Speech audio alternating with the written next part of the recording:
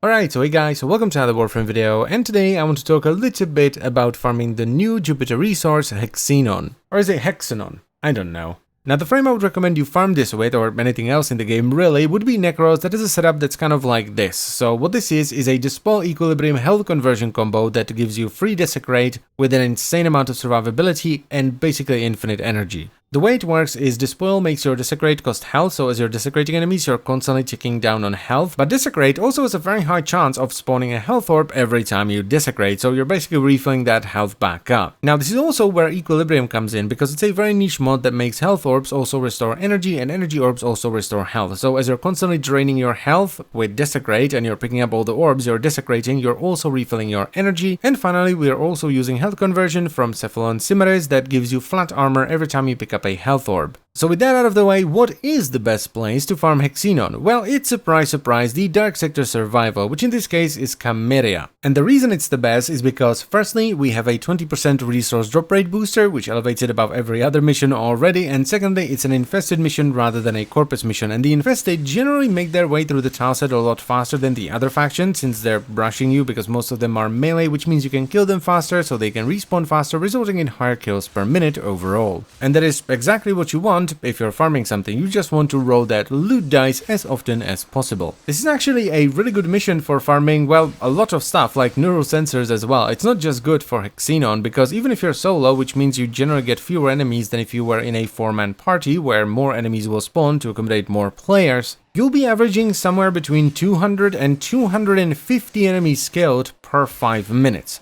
And that's quite a lot. It's kind of on the upper end of farming missions when it comes to kills per minute. Also, before you look at some of the numbers, I would like to point out that I am running a resource booster, so I'm getting double the resources, okay? I don't know if there is a way to turn it off, I have never tried. So at 5 minutes, this was one of the good sort of average runs. We have 238 enemies killed with 56 Hexenon. At around 10 minutes is usually where you will hit that 500 enemy mark, and I have 154 Hexenon. At 15 minutes, things kind of slowed down. We have 680 kills, and we didn't get any Hexenon, which kind of showcases how sporadic it can be. And finally there is the 20-minute mark where we have 900 enemies killed and we got a little bit of Hexenon, so we ended up with 186. But once again, this is with a booster, so in reality it's actually 93 if you're not running a booster. Now, getting 100 Hexenon in 20 minutes might not sound like a lot, but you have to bear in mind that it's nearly the worst case scenario. It's for people that like to play alone and just have Necros and that's it, right? If you have just that, if you're alone and you're farming with Necros, you're gonna get about 100 per 20 minutes. If, however, you bring 3 other people with you, or you just jump into a random squad and you bring a weapon that does primarily slash damage, so the enemies are cut into pieces and you can desecrate each piece separately, and you bring a Smeetakovac or 4, and you have a resource booster and a resource drop booster, yeah, you're gonna get a lot more. But that is not how I like to do my farming guides, because if I have all of these things going on and I'm like, you're gonna get 1 billion Hexenon every 20 minutes, and then you go there and you get 100, you're like, dude, what is this? I like to go for realistic numbers that everyone can achieve. Now, there is, however, something else you can do at the same time to get Hexenon. So if you head over to the in-game market and you search for Extractor, you can pick up a Distilling Extractor blueprint, which is reusable for 50,000 credits. And while you're there, pick up the Titan one as well. Why not? You then want to head into your foundry and build said extractor, which will take 50,000 credits, which you will make by simply playing missions as it's doing its thing, 1,000 power bundles, which is not too much, and 150 oxium, which you will get by farming Jupiter.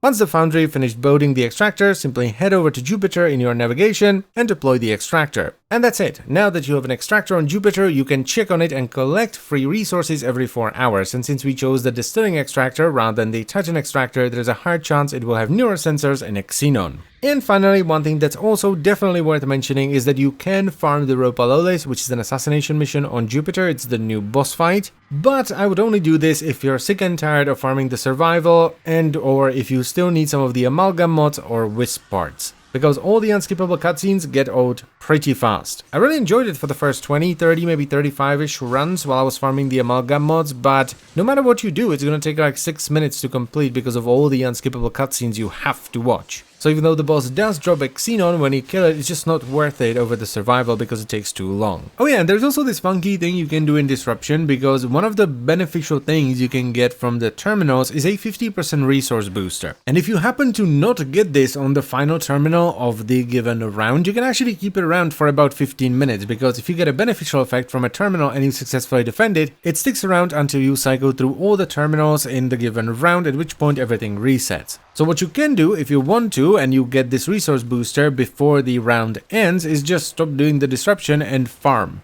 This actually produces some solid numbers. It is, in my experience, better than the Dark Sector Survival, but there is a problem, because there is a timer that starts counting down after about 15 minutes of you not doing any of the terminals. So you unfortunately can't do this forever. But anyway, I think I've been rambling for long enough, so I thank you very much for watching. As always guys, I hope you enjoyed the video and it was helpful, and I will see you next time. Bye bye!